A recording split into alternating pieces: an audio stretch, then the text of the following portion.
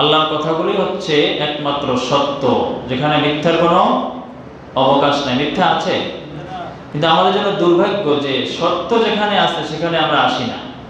কোরআনের কথা বলা হলে মানুষ এখন সন্দেহ করে, ভালো লাগে না। আল্লাহ বলেছেন ঈমানদার ব্যক্তি ঈমান বৃদ্ধি পায়, তাজা হয়।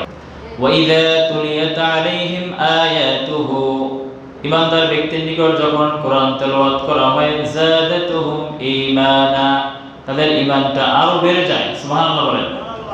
এখন কোরআন শুনলে আমার কাছে খারাপ লাগে, কই যে কি আলোচনা করে, শুধু কোরআন থেকেই বলে। রাসূল তো কোরআন থেকেই বলেছেন না, বানিয়ে গান বলেছেন। এখন অনেক বক্তা আছে কিনা ওয়াজের মাঠে শুধু গান বলে, আছে না? এগুলো কোন নবী রাসূলরা বলেছেন?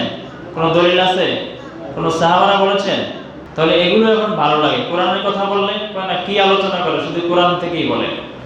আল্লাহ তো রাসূলকে সৃষ্টি করেছেন কোরআন প্রচারের জন্য।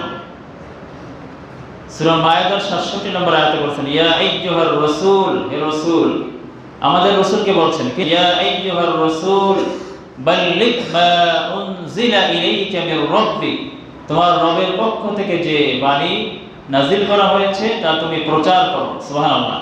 আল্লাহ বলেছেন এই যে আলোচনা করলাম আমি, এটি হচ্ছে সত্য।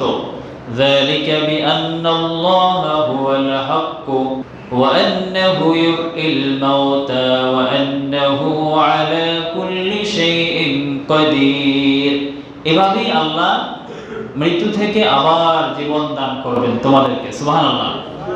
যেভাবে মরা জমিন ছিল, মরুভূমির মধ্যে একদম শুকনো অবস্থা ছিল, আল্লাহ বৃষ্টি নাজিল করলেন, সব ফসল উৎপন্ন করলেন, জীবিত করলেন জমিনকে।